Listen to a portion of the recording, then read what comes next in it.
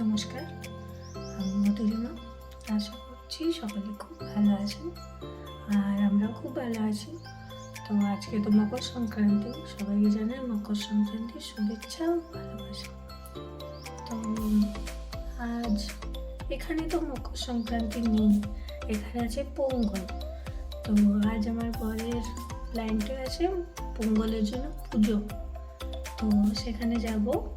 সেই জন্য চলুন আগে স্নান করে আসি, তারপরে গোপালকে স্নান করাবো, তারপরে রেডি হয়ে বার হবো।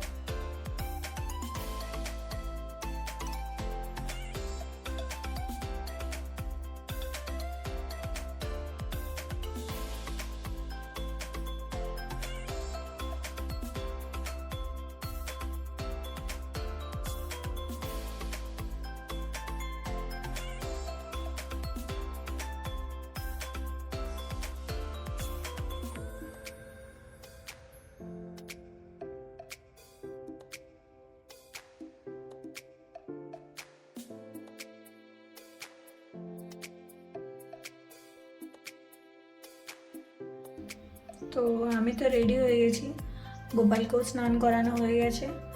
ও গিয়েছিল, একটু ওর কাজ ছিল, তো আমাকে বললো পরে নিতে আসবো।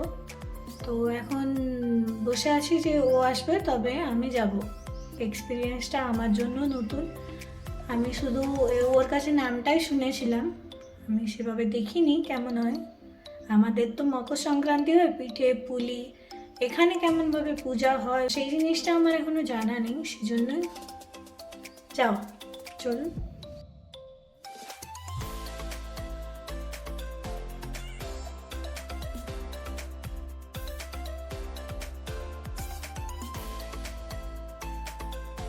আমরা পৌঁছে গেছি এখানে। আমরা এই যে মেন গেট, যেটা মেন গেটটায় ঢুকলাম, তারপরে গিয়ে ওখানে একটা দিদি আমাকে বলে যে যেটা রঙ্গোলিটা সেটা ডিজাইনটা একটু রেডি করে দিতে। তো আমি সেই হিসাবে যেটা আমাকে ছবি দেখিয়েছিল সেটা আমি এঁকে দিই, তারপর সবাই নিজের মতো করে নিজের পছন্দের কালার দিয়ে রঙ্গোলিটি কমপ্লিট করা হয়। কেমন হয়েছে জানাবেন, সবার মিলিত চেষ্টা এটা। नहीं नहीं नहीं साइड में डालो, साइड में ऐसा कंपनी को ले ये साइड में पोरा எதுலண்ணா मेरे पैर हमारे साइड में पोरा रुको ऐसा आना पड़ेगा ऐसा ठीक है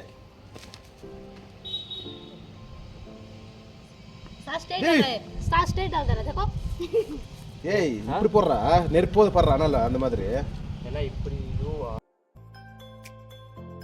কালারগুলো খুবই কম পরিমাণে আনা হয়েছিল, সেই জন্য লাস্ট অবধি কমপ্লিট করা তো হয়নি, যে যেমন পেরেছে সেই হিসাবে করে দিয়েছে।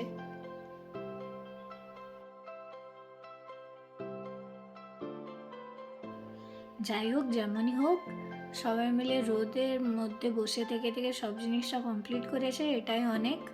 কারণ এখানে তো খুব বেশি ঠান্ডা নেই, তো রোদটা প্রচণ্ড লাগছিল, গরম লাগছিল পুরো।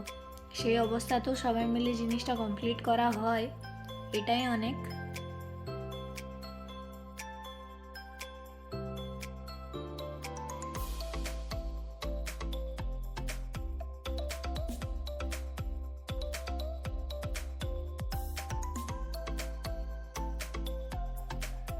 এটা আমার বরের প্ল্যানটা, আমার বর এখানে মেইনটেনেন্স ম্যানেজার।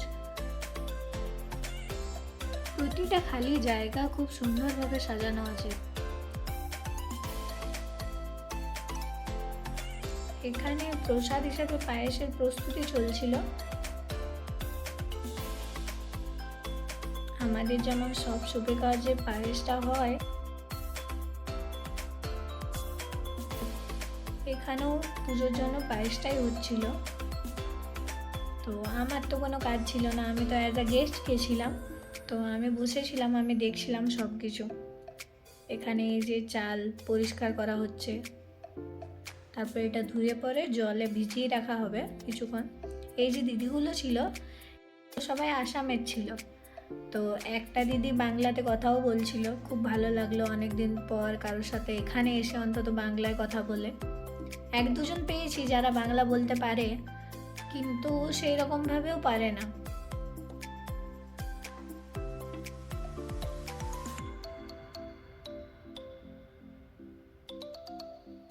আমি কিছুক্ষণ ছিলাম এখানে, তারপর দেখলাম অনেকটা লেট হচ্ছে, তাই আমি বেরিয়ে যাই। এই যে ভিডিওগুলো দেখতে পাচ্ছেন এগুলো আমার বরের করা। আমি তো বাড়ি চলে এসেছিলাম, তাই ওকে বলেছিলাম ভিডিও যেমন করে আনে, তাতে আমিও দেখতে পেলাম কি হচ্ছিল আর আপনাদের সাথেও শেয়ার করতে পারলাম।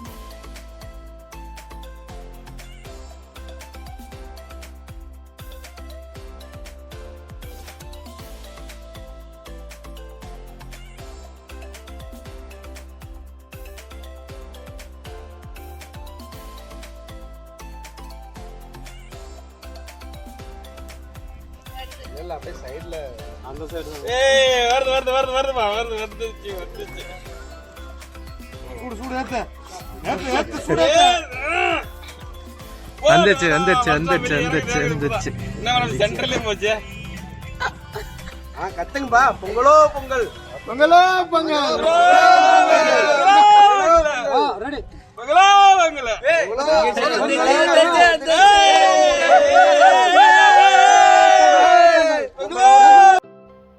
এটা বাড়ি ফেরার পথে ও আমাকে বলেছিল যে তাহলে আমি পৌঁছে দিচ্ছি, তো আমি দেখলাম না ওরও কাজ ছিল, তো আমি বলি না আমি একাই চলে যাচ্ছি, খুব বেশি দূরে তো নয়, সামনেই।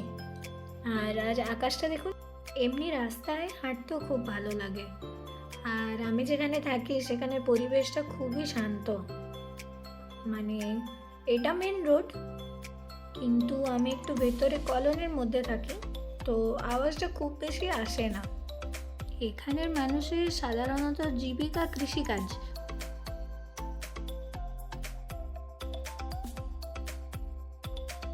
সো আমি এখন বাড়িতে আমি চলে এসেছি, কারণ ওখানে কি হচ্ছিল বলতে গেলে আমি সেরকমভাবে বুঝতে তো পারছিলাম না, আর অনেকটা লেট হতো।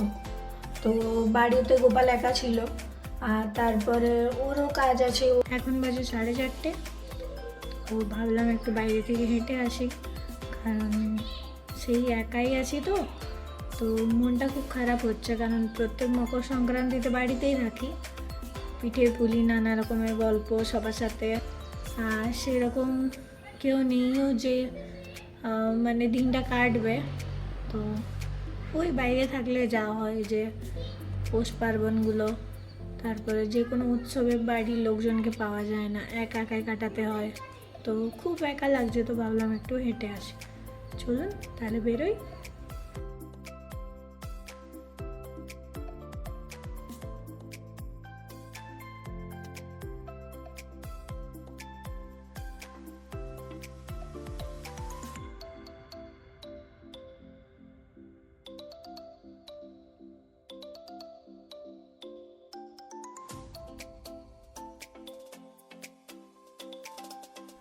আজকে আকাশটা দেখতে কিন্তু খুব সুন্দর লাগছে, কারণ দুদিন ধরে এদিকে বৃষ্টি হচ্ছিল, মেঘলা ওয়েদার ছিল পুরো, তো দুদিন বাদে একটা ঝলমলে দিন দেখতে পাওয়া গেছে, তাই খুব ভালো লাগছে, তাই হাঁটতেও বেরোনো।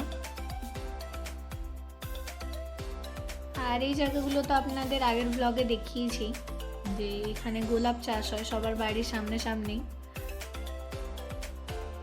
কেউ আপনারা চেনেন, আগের ব্লগে হয়তো দেখেছেন। একটু এখানটা দিয়ে পার হয়ে গেলে ওর সাথে দেখা করে যাই, কারণ ও তো একাই থাকে। বাচ্চাটা হয়তো খেলতে চায় কিন্তু পায় না।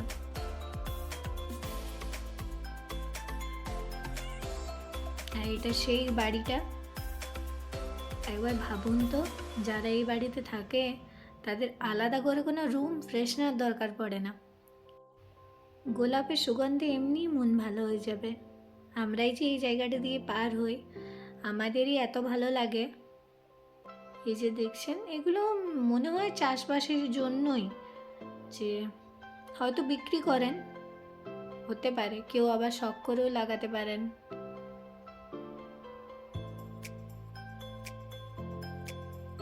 এটাও আপনাদেরকে দেখিয়েছি, এটা কি গাছ জানি না, কিন্তু খুব সুন্দরভাবে প্রত্যেকটা লেয়ার যেমন চাদরের মতো ঢাকা হয়ে আছে।